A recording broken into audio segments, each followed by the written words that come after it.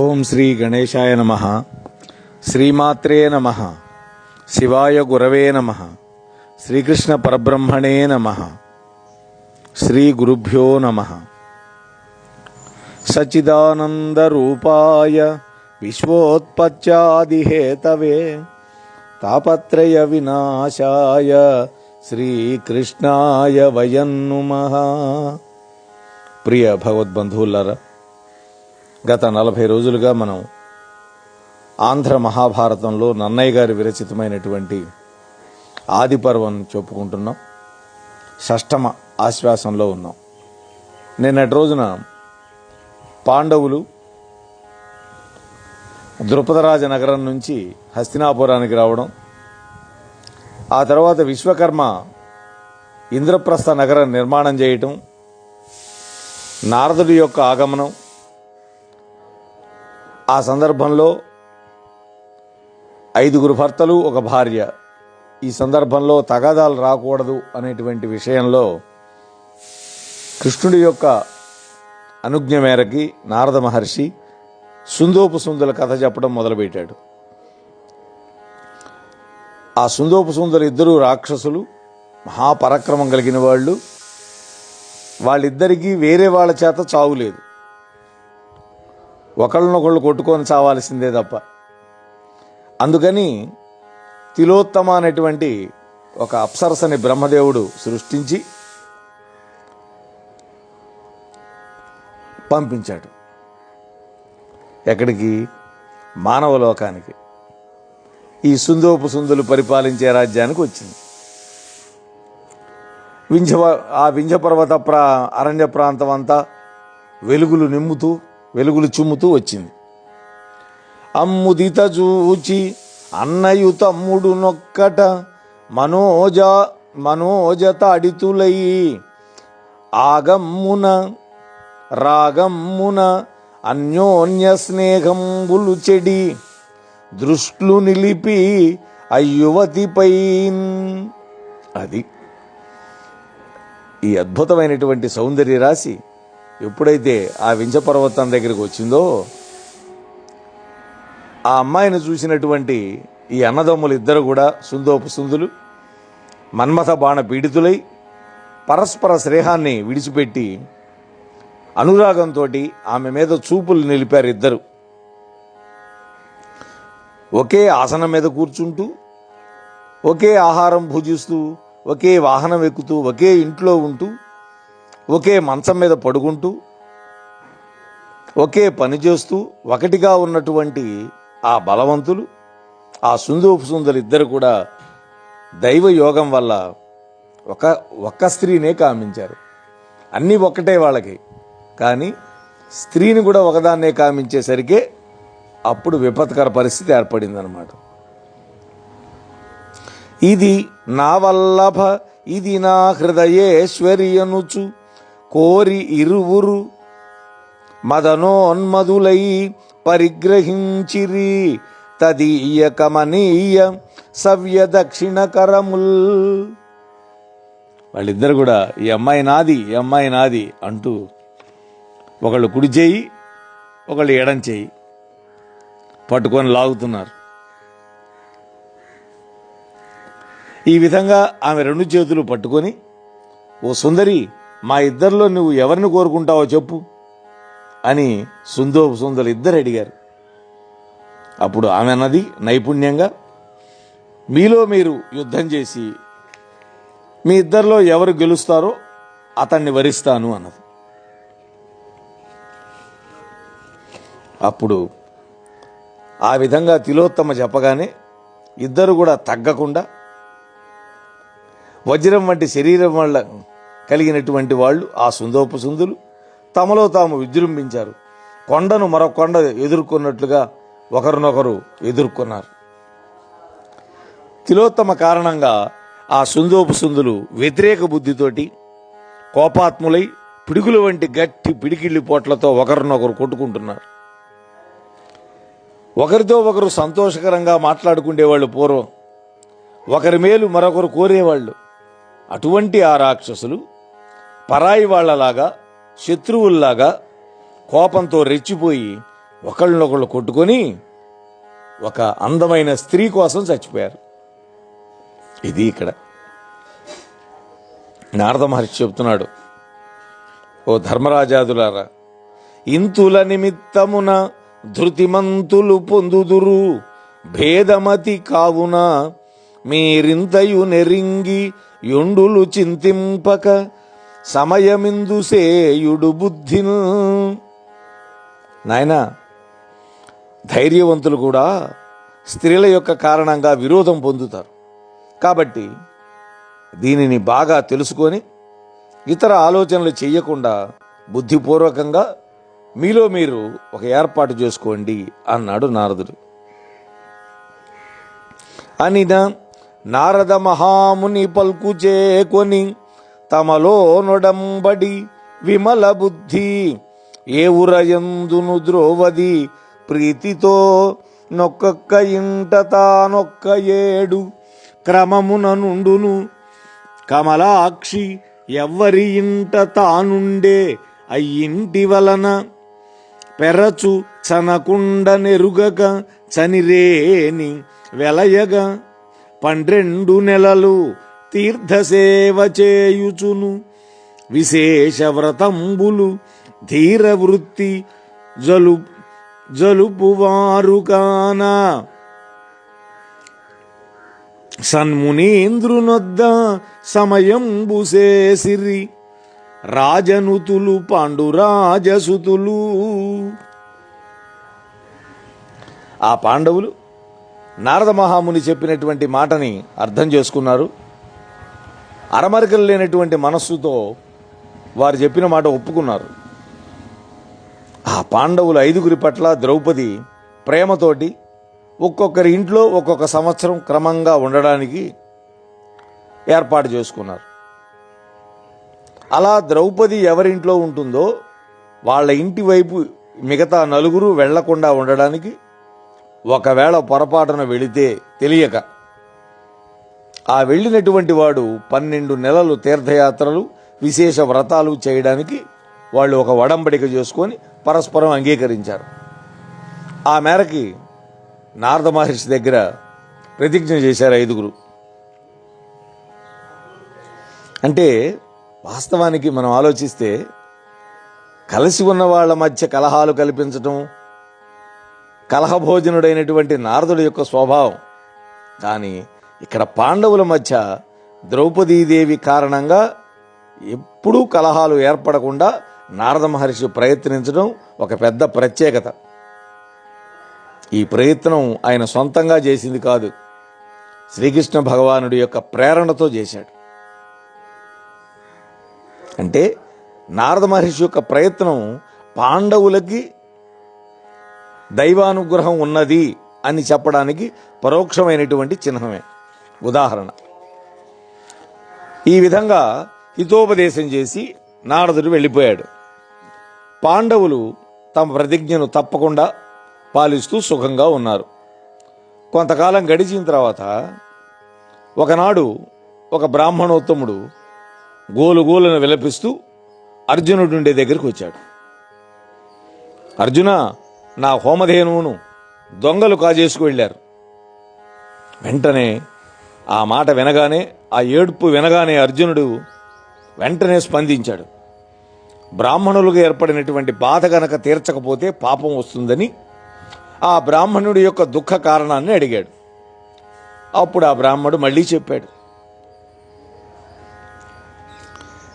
యమతనయు ధర్మరాజ్యము తమ రాజ్యమయని మహాముదంబున విప్రోత్తములున్న చోటనే పన్నమువడి కోల్పడితి గోధనము మృచులచేన్. ధర్మరాజు యొక్క ధర్మ సామ్రాజ్యం మా రాజ్యమే అని బ్రాహ్మణోత్తములందరూ కూడా మహా ఆనందంతో ఉన్న చోట ఇవాళ ఆపదొచ్చింది. దొంగల చేత నా యొక్క గోధనం అపహరింపబడింది, నేను కోల్పోయాను. పూర్వం ధనం అంటే ఈ బంగారము వజ్రాలు ఇవి కాదు, ఎంత ఎక్కువ గోవులు ఎవరికుంటే వాడు గొప్ప అన్నమాట. గోధనమే ధనం.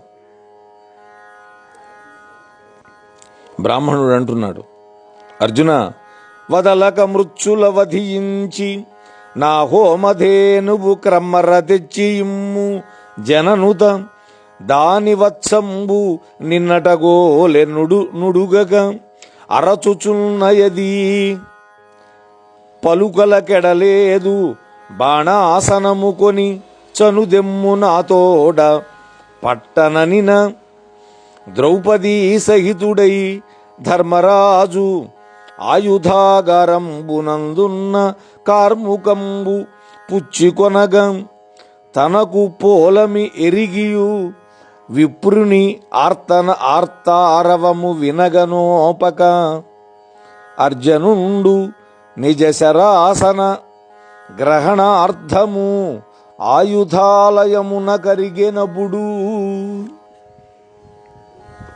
ఓ అర్జున, దొంగలను వదలకుండా బంధించు. నా హోమధేనువుని మళ్లీ తెచ్చి నాకు ఇవ్వు. దాని దూడ నిన్నట్నుంచి అట్లాగే అరుస్తోంది. మాటలకు ఇప్పుడు మనకి సమయం లేదు. వెంటనే నువ్వు ధనస్సు తీసుకొని నా వెంటరా అని బ్రాహ్మణుడు అనగానే ధర్మరాజు ద్రౌపదితో కలిసి ఆయుధాల ఇంట్లో ఉన్నాడని, అక్కడికి వెళ్లి ధనుస్సు తీసుకోవడం తప్పు అని తెలిసినా కూడా బ్రాహ్మణుడి యొక్క గోధనాన్ని రక్షించాలి అనేటువంటి ఏకైక లక్ష్యంతో అర్జునుడు ఆ విప్రుడు యొక్క ఏడుపు వినలేక తన ధనుస్సు తీసుకోవడానికి ఆయుధాలు ఉన్నటువంటి ఆ ఇంటికి అప్పుడు వెళ్ళాడు. ధరణి సురవరులకు కడు సెరగై నెడనెరిగి ఎడయు చేయుదురే మహాపురుషులని నరుడు విలుగని అరిగెను మృత్యుల పెరుంద అవిప్రుపని. బ్రాహ్మణులకు ఆపద కనుక ఏర్పడితే ఆ సంగతి తెలిసినటువంటి మహాపురుషులు మొహం తప్పించి వెళ్ళిపోతారా, నాకెందుకు లేని వెళ్ళిపోతారా అని ఆలోచించి అర్జునుడు ధనస్సు పుచ్చుకొని ఆ విప్రుడి యొక్క పని మీద దొంగల వెంట పడ్డాడు. ఇక్కడ ఉత్తమ క్షత్రియులకి తమకు సంబంధించినటువంటి ధర్మం కంటే సంఘానికి సంబంధించినటువంటి ధర్మం అవశ్య కర్తవ్యం. ఒక్కోసారి వ్యక్తి యొక్క స్వీయ ధర్మానికి ఆపద కలిగినా సామాజిక ధర్మాన్ని మాత్రం తప్పకుండా నిర్వర్తించాలి. పాండవులు చేసుకున్న నియమం అనుసరించి ద్రౌపది ఎవరి ఇంట్లో ఉంటుందో ఆ ఇంటికి మిగిలిన నలుగురు వెళ్ళకూడదు. ఇది జరిగితే ద్రౌపది, ఈ ఘటన జరిగినప్పుడు ద్రౌపదీదేవి అన్నయ్య దగ్గర ఉంది, ధర్మరాజు దగ్గర. అతడు ఆమెతో కలిసి ఆయుధాలు పెట్టే చోట ఉన్నాడు. అది ధర్మరాజు ఇల్లు కాదు. వాస్తవానికి ఆయుధాగారం పాండవులందరూ ఉపయోగించతగిందే.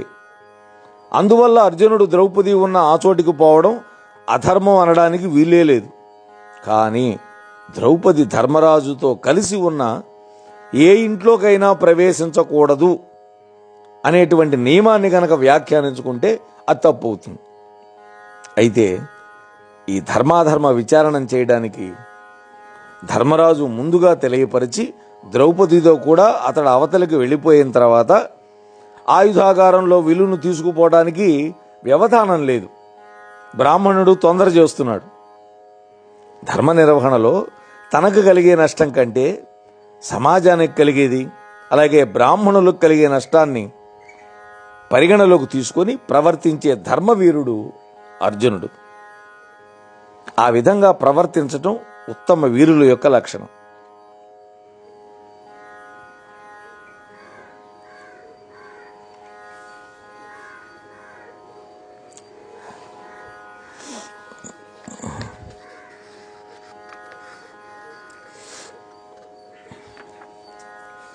ఈ విధంగా వెళ్ళి అర్జునుడు ఆ దొంగలను చంపి బ్రాహ్మణుడికి గోధనాన్ని ఇచ్చి తిరిగి వచ్చి ధర్మరాజుకు మొక్కాడు. లోక నియమాలను విచారించి రక్షిస్తున్నటువంటి మనలోనే నియమభంగం జరిగింది అన్నటువంటి అపకీర్తికి మించింది మరొకటి లేదు. అందువల్ల అన్నయ్య, నేను ద్వాదశ మాసిక వ్రతాన్ని చేస్తాను అని వెళ్ళడానికి సిద్ధపడ్డాడు. అప్పుడు ధర్మరాజు ఏమన్నాడో మనం తెలుసుకునే ముందర లక్ష్మణస్వామి వృత్తాంతం కూడా ఒక్కసారి మనం గనక స్మరించుకుంటే, శ్రీమద్ రామాయణంలో రామలక్ష్మణులు ఇద్దరు కూడా సుగ్రీవుడు ఉండేటువంటి ఋష్యముఖ పర్వతానికి వచ్చి ఆయనతో స్నేహం చేశారు. అప్పుడు ఒక స్త్రీ ఆర్తనాదాలు చేస్తూ ఒక ఆయుధాల మూట పడేసింది. ఒకవేళ ఆ ఆయుధాలు కాదు, ఆభరణాల మూట, ఆ ఆభరణాలు మరి సీతామాతవేమో చూడండి అని ఆ మూట విప్పి రామస్వామి కళ్ళ నీళ్లు కక్కుకొని, లక్ష్మణ, నా కళ్ళు సరిగా కనిపించటం లేదు, నువ్వు చూసి ఈ ఆభరణాలు మీ వదినవో కాదో చెప్పు అన్నాడు. లక్ష్మణస్వామి చూశాడు. వాటిల్లో నుంచి ఒకే ఒక్క ఆభరణం తీశాడు. నూపురాలు అంటే కాలికి పెట్టుకునే మట్టెలు. నాహం జానామి కేయూరే నాహం జానామి కుండలే త్వభిజానామి మూపురే నూపురే ప్రతిదినం పాదాభివందనం. అన్నయ్య, మా వదిన పెట్టుకునేటువంటి కేయూరాలు నాకు తెలియదు, కంకణాలు అంతకంటే తెలియదు, అలాగే చెవులకు పట్టుకునేటువంటి కుండలాలు నాకు తెలియదు. కానీ ఈ నూపురాలున్నాయే మట్టెలు, ప్రతిరోజు నేను మా వదిన గారి పాదాలకి నమస్కారం చేసినప్పుడు అవి నన్ను పలకరిస్తాయి అన్నాడు. అందుకని ఈ నూపురాలు మాత్రం మా వదినవేను అన్నాడు. ఇది ధర్మాత్ముల యొక్క లక్షణం. ఇక్కడ అర్జునుడు కూడా వాస్తవానికి జ్యేష్ఠ భ్రాత పితృ సమహ శాస్త్రం చెప్పిన మాట. ఇప్పుడు చూడండి ధర్మరాజు ఏం చెబుతున్నాడు. క్రూర కర్ములయ్యు గోబ్రాహ్మణులకు కలుగు బాధలుడుచు జనుల పాపచయములెట్టి ఎడల బొంద పొందవు ఇంద్రనందన నీకు సమయభంగ భీతి చనగనేలా. అర్జున, ఎంత దుర్మార్గులైన ఆవులకి బ్రాహ్మణులకి కలిగినటువంటి బాధని తొలగించేటటువంటి వాళ్ళకి పాపాలు ఎటువంటి చోట్ల కూడా అంటవు. అట్లాంటప్పుడు నీవు నియమభంగం అయిందన్నటువంటి భయంతో ఎందుకని తీర్థయాత్రలకు వెళ్ళక్కర్లేదన్న. ఇక్కడ రెండు ధర్మాలకి సంఘర్షణ ఏర్పడింది. అప్పుడు ధర్మ సూక్ష్మాన్ని అనుసరించడం అనేది లోకధర్మం. ద్రౌపదీదేవి ధర్మరాజుతో కూడి ఏ ఇంట్లో ఉన్నా ఆ ఇంట్లోకి మిగిలిన పాండవులు వెళ్ళకూడదని నియమం. ఆ నియమం తప్పినట్లు అర్జునుడు భావించి ప్రాయశ్చిత్తం చేసుకోవడానికి అన్నయ్యను అనుమతి అడిగాడు. ధర్మరాజు ఏమంటున్నాడు? బ్రాహ్మణుల యొక్క బాధను తొలగించే సందర్భంలో ఇటువంటి చోట్ల కూడా పాపాలు పొందదు అని ధర్మ సూక్ష్మాన్ని ప్రతిపాదించాడు. అది ఆపద్ధర్మం అవుతుందని, ప్రజలు దాన్ని నిందించే అవకాశం ఉంటుందని అర్జునుడు భావించాడు. అంటే ధర్మాన్ని తమకు అనుకూలంగా అన్వయించుకొని వీళ్ళు ఈ విధంగా ప్రవర్తించారు అని ప్రజలు అనుకోకూడదు.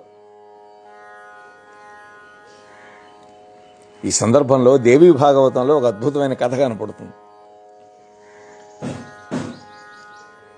సత్యతపస్సుడు అనేటువంటి ఒక ముని తపస్సు చేసుకుంటున్నాడు ఒక ఆశ్రమంలో కూర్చొని. ఇంతలోకి ఒక వేటగాడు తరువుకుంటూ వచ్చాడు ఒక పందిని. ఆ పందికి దెబ్బ తగిలింది. అది వచ్చి ఆశ్రమంలో ఒక పొదసాటును దాక్కుంది. వెంటనే వేటగాడు వచ్చాడు. స్వామి, ఒక పంది నేను వేటాడుతుంటే ఇటు వచ్చింది, అది ఎక్కడుందో మీరేమైనా చూశారా అన్నాడు. ఆయన ఆలోచించాడు. ఆ పందిని చూపిస్తే పందిని చంపి తీసుకెళ్తాడు, పాపం వస్తుంది. నేను పందిని చూడలేదు అని అబద్ధం చెబితే అబద్ధం చెప్పిన పాపం వస్తుంది. అప్పుడు ఆలోచించి, ఓ వేటగాడా, చూసే కళ్ళకు మాట్లాడటం తెలియదు, మాట్లాడే నోరుకి చూడటం తెలియదు అన్నాడు. అంతే. ఈయనేందో తిక్కగా మాట్లాడుతున్నాడు అని చెప్పి పోయేవాడు. అంటే ఇక్కడ కళ్ళు చూస్తాయి, నోరు మాట్లాడుతుంది. ఆ రెండింటిని ఉటంకించి ఆయన అబద్ధం చెప్పాడా అంటే లేదు, నిజం చెప్పాడా అంటే లేదు. అది ధర్మరాజు అంటున్నాడు, అంతేకాదు అర్జున, దొంగలను చంపడం వల్ల, బ్రాహ్మణ ధనాన్ని అపహరించే దొంగల్ని చంపడం వల్ల అశ్వమేధ యాగం చేసినంత పుణ్యం. వాళ్ళను విడిచిపెడితే కడుపులో ఉన్నటువంటి పసిబిడ్డను చంపినటువంటి పాపం, అంటే భ్రూణహత్య అని వేదాలు చెబుతున్నాయి. దొంగలను చంపి బ్రాహ్మణుడికి మేలు చేశావు. అటువంటి నీవు నియమం తప్పి నడుచుకున్నందుకు చేసుకునే ప్రాయశ్చిత్తాన్ని ఎందుకు చేసుకోవాలి? ఇక్కడ దొంగల వధ వల్ల అశ్వమేధ యాగం చేసినంత పుణ్యం వస్తుంది అంటున్నాడు. ఆ పుణ్య ప్రభావం వల్ల పాప ప్రాయశ్చిత్తం అవసరం లేదని ధర్మరాజు యొక్క ప్రతిపాదన. పుణ్యప్రాప్తి పాప ప్రాయశ్చిత్తానికి ప్రత్యామ్నాయం కాదు అని అర్జునుడి అభిప్రాయం. ఇదే కరెక్ట్. పుణ్యం పుణ్యమే, పాపం పాపమే. పాపాన్ని ఎప్పుడైనా అనుభవించాల్సిందే. కాకపోతే భగవంతుడు దలుచుకొని పుణ్యం చేయటం వల్ల ఆ పాప ఫలం తగ్గిస్తాడు భగవంతుడు. అంటే ఉదాహరణకి నీవు చేసిన పాపం వల్ల నీ చెయ్యి పోవాలి, కానీ భగవంతుడు దయామయుడు కాబట్టి, ఆయన నమ్ముకున్నావు కాబట్టి ఆ చెయ్యి పోవాల్సిన చోట గోరు మాత్రమే పోయేట్టు చేస్తాడు. ఏదో 2 రోజులు 4 రోజులు మంట పుడుతుంది, తర్వాత మళ్ళీ గోరు పుడుతుంది, ఇబ్బంది ఏమి ఉండదు. అదే చేయిపోతే పుట్టదుగా. ఇది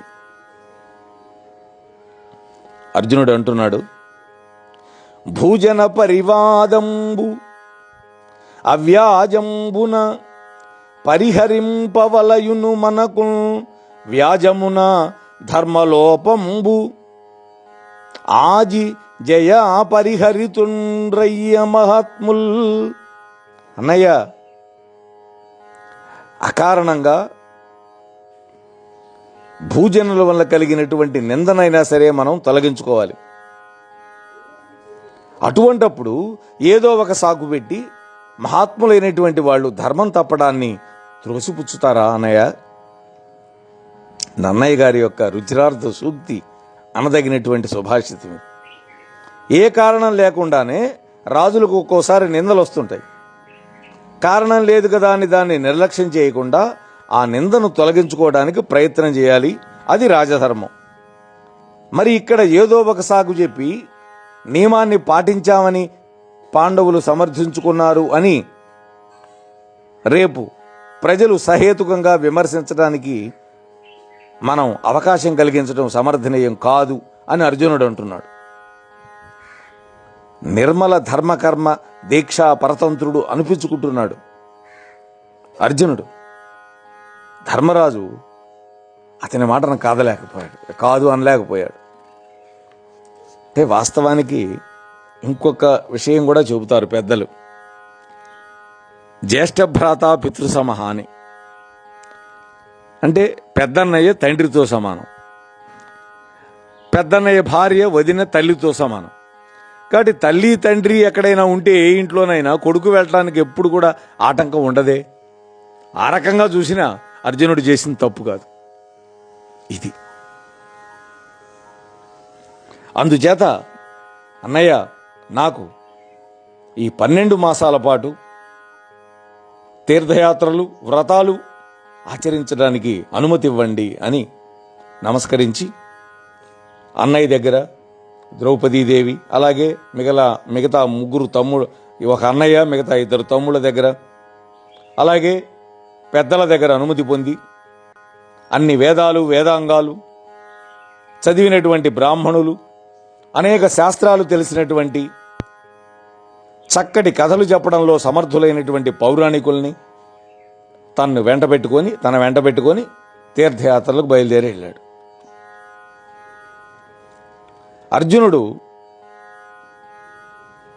అలా వెళుతూ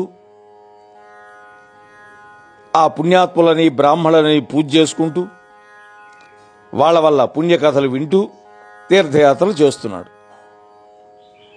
ఆ విధంగా తీర్థయాత్రలు చేస్తున్నటువంటి అర్జునుడి యొక్క బృందం అంతా గంగా నదిని, అలాగే గంగా ద్వారంలో అర్జునుడు తన పాపాలు తొలగిపోయేటట్టుగా చక్కగా స్నానం చేశాడు. తీర్థ విధులన్నీ చేశాడు అక్కడ. అంటే తర్పణాలు ఇవ్వడం, ఇవన్నీ తీర్థ విధులు అంటారు. ఆ గంగానది ద్వారంలో అర్జునుడు ప్రతిరోజు గంగా స్నానం చేసేవాడు. ఆ గంగాదేవి ఒడ్డున, గంగానది ఒడ్డున హోమం చేసేవాడు. కొన్ని రోజులు అక్కడ గడిపాడు. ఒకనాడు వేకువజామున లేచాడు. నియమం ప్రకారం స్నానం చేసి దేవతలకి, ఋషులకి, పితృదేవతలకి తర్పణాలు చేశాడు. అలా చేసి వెలుపులకు వచ్చాడు నదిలో నుంచి ఒడ్డు మీదకి. ఆ సమయంలో అర్జునుణ్ణి ఇంద్రనీలంలాగా అందమైనటువంటి నల్లటి శరీరం కలిగినటువంటి వాడిని, ఐరావతం తొండం లాంటి పెద్ద పెద్ద బాహువులు కలటువంటి అర్జునుణ్ణి, కమలాలు వంటి కన్నులు కలిగినటువంటి ఒక నాగకన్య కామ పరవశమైపోయి మన్మథ బాణ పీడితురాలైపోయి అతన్ని పట్టి లాక్కొని నాగపురానికి వెళ్ళిపోయింది, నాగలోకం వెళ్ళిపోయింది. అందమైనటువంటి తన మేడలో ప్రేమతో అక్కడ పెట్టింది. అక్కడ వెలుగుతున్నటువంటి అగ్నిలో అర్జునుడు హోమకార్యం జరిపాడు. ఆ నాగకన్యను చూసి చిరునవ్వు నవ్వి ఈ విధంగా అన్నాడు: తామరసనేత్ర నీ పేరేమి, ఎవ్వరి తనూజవు ఇట్లేల మహావ్యామోహితవైతి, అనవుడు కోమలి సురరాజపుత్రునకు ఇట్లనియే. పద్మాల వంటి నేత్రాలు కలిగినటువంటి దానా, నీ పేరేంటి, నువ్వు ఎవరి కూతురివి, ఈ విధంగా ఎందుకు ఇంత వలపు కొన్నదానివయ్యావు అని అడిగాడు. అప్పుడు ఆ నాగకన్య అర్జునుడితో చెబుతుంది: మహాత్మా, నేను ఉలూచి అనేటువంటి నాగకన్యకని, ఐరావతుడి వంశంలో పుట్టి కౌరవుని యొక్క కూతురిని. ఐరావతుడు అనేటువంటి వాడు కాద్రవేయుడు, అంటే కద్రువకున్నటువంటి 1000 మంది సంతానంలో ఒకడు. ఆ ఐరావతుడి వంశంలో పుట్టినటువంటి కౌరవ్యుడు అనేటువంటి వాడి కూతుర్ని. నిన్ను చూచి వలచాను కాబట్టి నా కోరిక తీర్చు అన్నాడు. ఉలూచి అనేటువంటి ఆమె పేరు చెప్పింది కదా, ఆమెకు ఉలూపి అనేటువంటి పాఠాంతరం కూడా ఉంది అనేక ప్రతుల్లో. మనం ఉలూచి అనుకుందాం, నన్నయ్య గారు ఉలూచి అన్నారు కాబట్టి ఉలూచి అంటున్నది అర్జునుడితోటి. నీ గుణములు తొల్లియు నాగీ గీతములందు విని తగిలి ఇప్పుడు మనోరాగమున చూడగంటిని, భాగీరథియందు నిన్ను పరహిత చరిత. ఓ అర్జున, ఇదివరకే నీ యొక్క గుణగణాలు మా నాగకన్యల యొక్క పాటల్లో విన్నాను, ఆసక్తి కొన్నాను. ఇప్పుడు ప్రేమతోటి నిన్ను గంగా నదిలో చూశాను.